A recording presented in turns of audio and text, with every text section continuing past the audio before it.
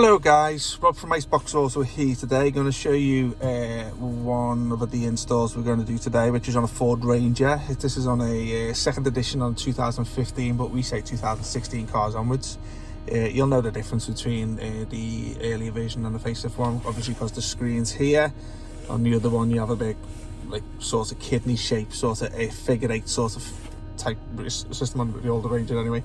So this system here, we've got it in 3 different variants. I'll just zoom in here so you can see a bit of a better picture on it.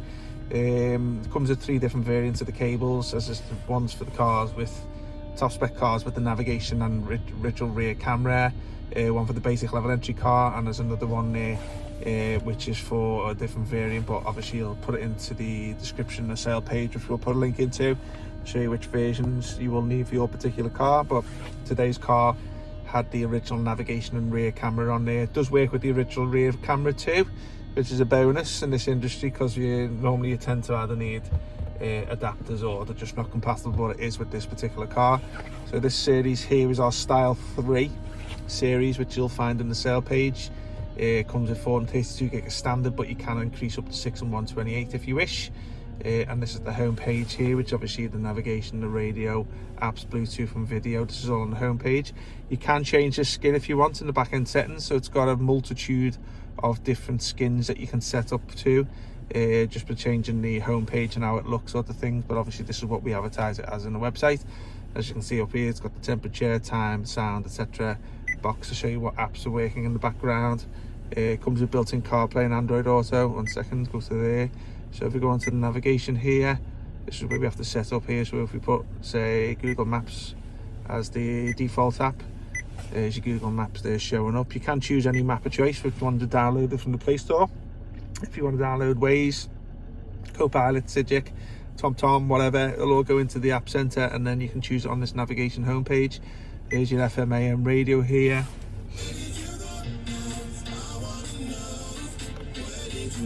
As you can see, this is the FM and AM side of things. Works with the steering wheel controls, as you can see down here. So I'll just go back onto the home page again here, so as you can hear the music in the background, which I'm just going to lower off today. Bluetooth, there's your Bluetooth menu here, interface, it does all your phone book support, video. So if you want to put music onto a USB pen or the films onto a USB pen, you can play them through the system too. Watch all your favourite movies. 1 second. Put the volume down. There's your back-end application store there. Here, this app here is your CarPlay and Android Auto one. For the purpose of the video, I've already set up CarPlay.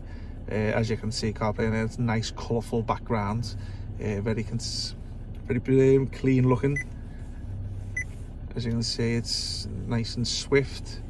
So there's no lag on the systems. If you have had a bad experience with the Fenders before, we don't tend to sell any units without 8-core processors, which obviously keeps your units nice and swift.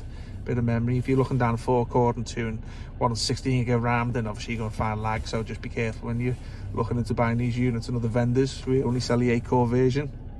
Okay, so let's have a little look on here. There's a few little browsers here which you can go on.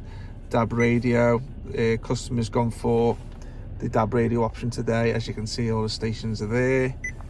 Let's go over to some of the apps. There's your Play Store. Just need to sign in on the customer's account, which we'll do shortly. What else is there? Radio settings, back-end settings there. There's a couple of the Android settings in the background.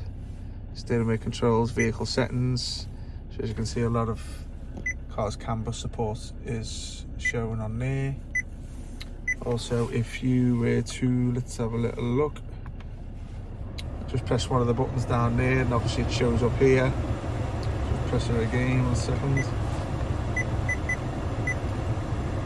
Let's press that one for such. So as you can see, all these temperatures here, dual. These are, I must warn you, they're not touchscreen, but they're just visual only, because as I say, these buttons here are all physical buttons. So if these were removed, then obviously you will become touchscreen, but because these buttons remain in the car, you will get the visual spoke there. But as you can see, touchscreen doesn't work. You will still have to control these buttons down here. Just to show you a few of the interfaces which I was talking about before. So if I'm not wrong, this is UI7. So if we go down to, let's have a little look.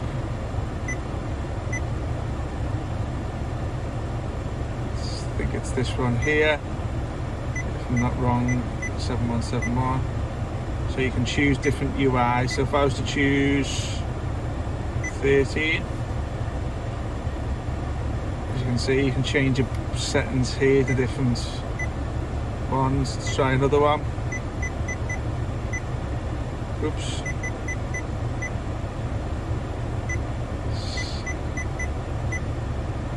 Let's try 16. There you go, you can have a little play around with that anyway. It's basically, let's just go back to the original one. So 3368. Just in case the customer wanted to keep it on that. So 11. As you can see, it's come back to there anyway. Okay, so I'm just going to bring the video to an end, guys. Nice little 6-minute video there for you. If you've got any questions, give us a shout, and we're glad to help you out. Just to let you know, there's 3 different styles of these systems here, so you can check on our sale pages here to see which one you like and check what spec you want. But if you've got any questions, give us a shout. Okay, you have a nice day, guys. Take care.